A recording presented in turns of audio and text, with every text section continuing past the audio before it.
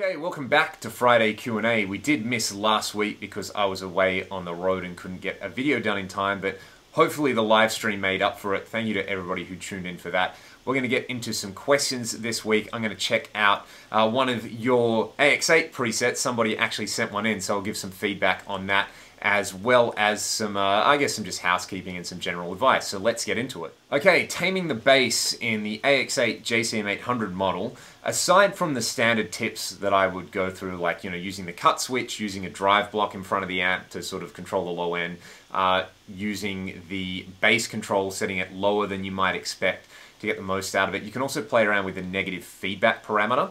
You can lower that to get rid of some of that kind of woofiness, or you can just use another amp model. I really like the Cameron Atomica and the Friedman models for that kind of JCM800 kind of sound. But having said that, here is a clip of the Brit 800 model, just straight up. I've made a couple of simple tweaks that I just mentioned. I'll put the patch up if you want to try it, and hopefully it ticks the boxes. The big one here is sort of picking the right IR, something that's not too bass heavy. So hope you enjoy the patch and enjoy the tones. Okay, so here's just a straight up Brit 800. I've got my greenback impulse that I shared on Axe Change. I'm using this Greco.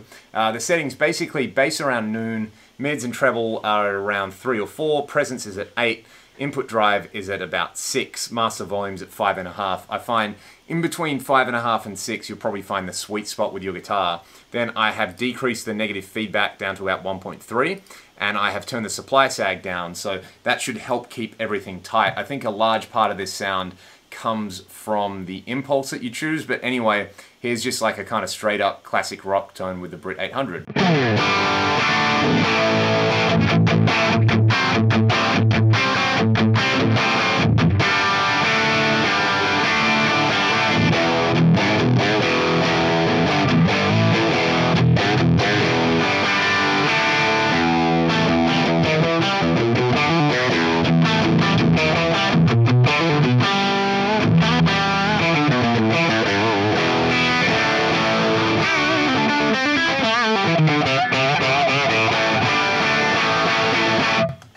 I also just lowered the bright cap value down to about, what is it?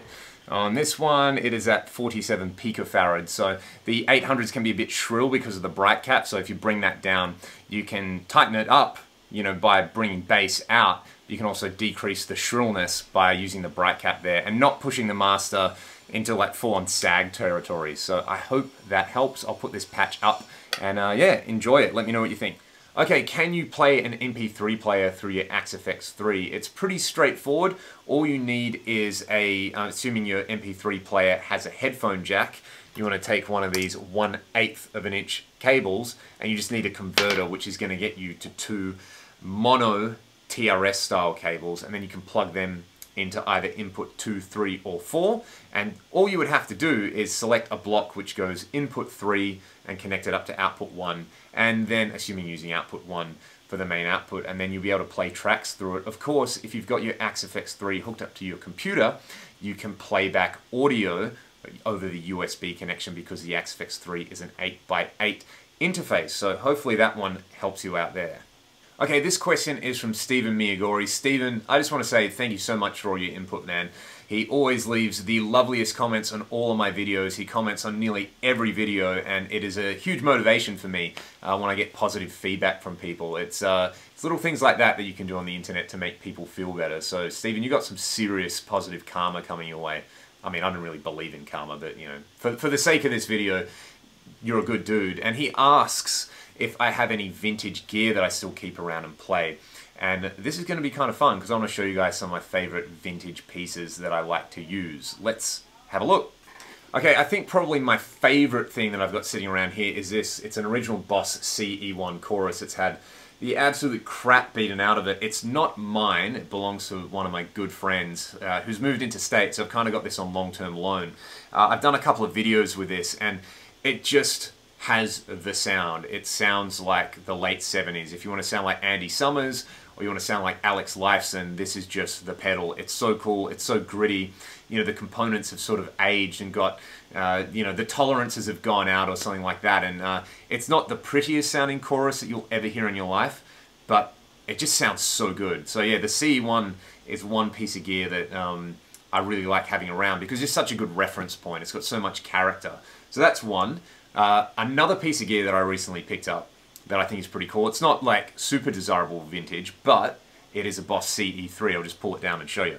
There it is, a Boss CE3. I picked this up when I was in Japan recently. I did not pay a whole lot of money for it, but it's in excellent condition. One thing I love about this pedal is that if you use it on the stereo mode, then you can essentially get a pitch vibrato effect. You can hear people working away outside. I apologize about that noise. But yeah, you can basically use one of the outputs as a pitch vibrato effect, so it can replace your Boss VB2 if that's what you're after. So that's a really cool one, the CE3. What else do I have kicking around here? Alright, I'm going to come in a little bit closer because there's a lot of noise outside at the moment. But I don't know if this qualifies as vintage, but this, I think, one day will be considered an absolute vintage classic. I just did a video, which should be out on the weekend, but this is a Boss DD20. It's been superseded by the DD500, but this is just one of my favorite sounding delays. The analog mode on it sounds spot on to a Boss DM2. It sounds so good. I have a DM2 as well, which I love. It sounds super funky, and my buddy Johnny from Anarchy Audio is actually sort of fixing a few things that it's got with it. I think like the Bucket Brigade chips are just old and need calibrating or something like that. So yeah, in the meantime, the DD20 is doing the trick. I love this delay. I don't think I'll ever get rid of this pedal. It sounds awesome. And again, I apologize about all the noise that's going on at the moment. It just seems to be, you know, it's Friday, it's just before the weekend, everybody's buzzing around outside trying to get stuff done. So anyway, Boss DD20, what else? I guess this counts as vintage. This is my Rev G dual rectifier. This is one of my favorite pieces of gear of all time. It's so heavy, ugh, but it just sounds so good. It's the best sounding rectifier I've ever played through, and I've done a bunch of clips with it, and I've been able to match it with the AX8 which is pretty cool. But yeah, this is another piece of gear I just don't want to get rid of, because this is the sound of Ragdoll's Back to Zero album. I use this quad-tracked with either a Splawn Nitro or a Marshall DSL or the Soldano Hot Rod 50, and that's just kind of the sound of that album. So it's pretty special to me. I'm super stoked that I can get the tones of this amp out of the AX8 and take them with me, but there is a very special thing about standing in front of this amp through a 412. It's definitely, it's not just sentimental value that it has for me, it is a really great sounding amp, and my God, it's brutal. The other stuff I guess you could consider vintage is all the rack gear I've got. I've got a couple of JMP1s and an 80A MP1 and stuff that you kind of couldn't give away maybe 10 years ago that's slowly coming back into vogue. So big fan of the rack gear, but this is the last thing I want to show you. This is the original digital tuner. This is a Korg DT1. One of my friends gave me this because he, again, has moved away. So he just said, you know, take this, leave it in the studio. And it's, yeah, it's a pretty cool piece of gear, the original Korg tuner. I've got a Korg DT1 Pro sitting in my rack as well, the rack mount version, but yeah, this is just so cool. I mean, it's like the size of my face. It's bigger than my face, and I've got a big face. So that's, that's kind of cool. A little piece of guitar history right there. And yeah, otherwise, I guess I'm becoming vintage day by day. You know, the older you get, the more vintage you get. So yeah. Hopefully, that gives you a cool insight into some of the funky old stuff that I like. Well, this is a first. Somebody asked me if I want to be in their Christian metal band. Unfortunately, we're probably from a different country, and I don't know what Christian metal band means. Is that like a band of Christians who also like to play metal? Or is it a band of metalheads who play Christian metal? Which to me is like Striper or Theocracy, who are both amazing bands. So without going too deep into what I believe, because I, you know, I want to keep this as like apolitical and a-religious as possible, which I've discussed before. But yeah, thank you for the offer. I don't want to join your band because I really enjoy the band that I'm playing with at the moment. It's taking up most of my time. And yeah, you know, best of luck with your Christian metal band, because I love Striper, I love Theocracy. It's just good music at the end of the day. So hopefully that answers your question in the most diplomatic way possible. Okay, I think this one takes the cake. I won't go into too much detail with this one, but I did put up a video where Ryan, the singer and bass player in my band, and I were doing some vocal pre-production for the upcoming Ragdoll album. So I figured I would give you guys a little bit of insight into how we work and how we come up with songs and how we write lyrics and how we workshop songs before we go into the studio. And most of the comments were really cool, so thank you to everybody who got some comments in. I just really liked this one when it said people still play butt metal. And, you know, what does butt metal mean? Because I've heard people say 80s hair metal is butt metal. I've heard people say like Nickelback and Shinedown is butt metal.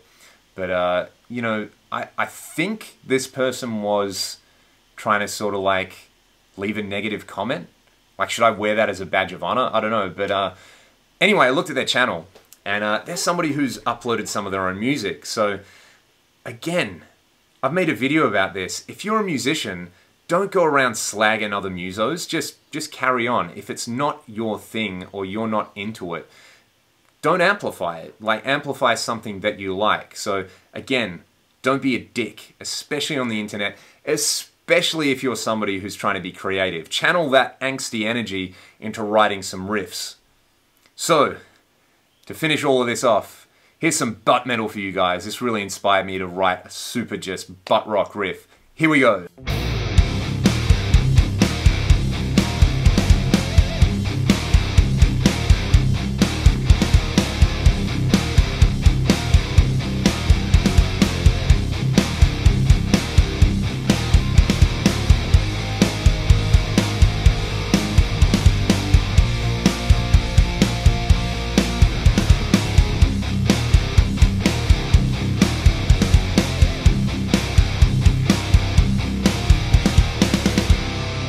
Okay, so here is Travis's Les Paul preset.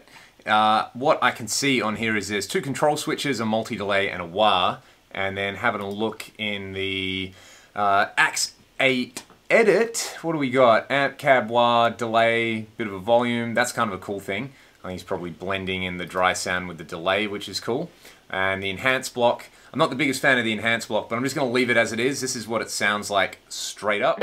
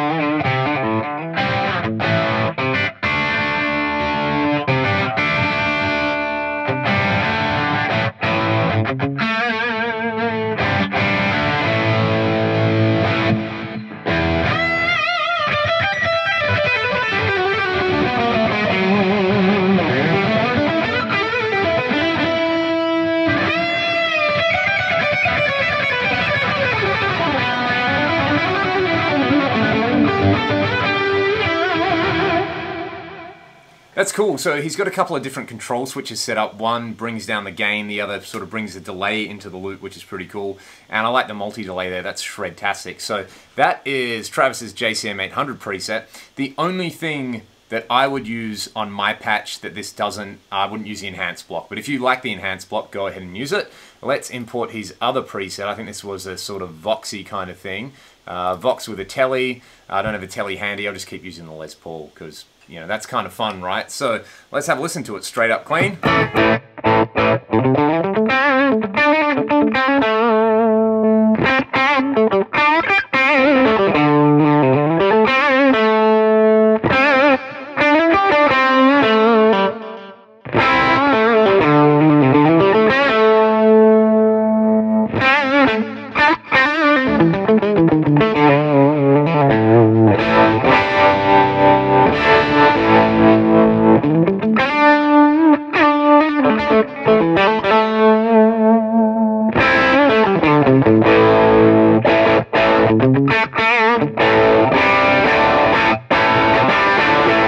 That's really good. That's a really good Vox tone, man.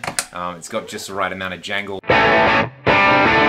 One thing, Vox amps can tend to sound a little bit grainy, and this doesn't have that. And I really like the trem in there. I think that's a really cool addition.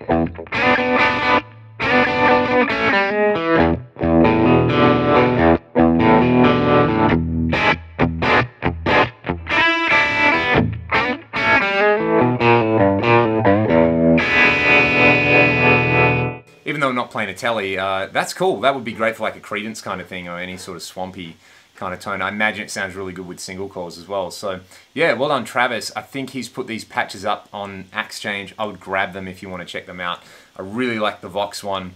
and the JCM800 one was really good with this guitar, wasn't it? So yeah, if you guys have more AX8 presets that you want to send me, send them through. I'd love to try them, because there's a couple of cool ideas that I've already picked up from here with the control switches and the filter block. So well done, Travis, I dig it.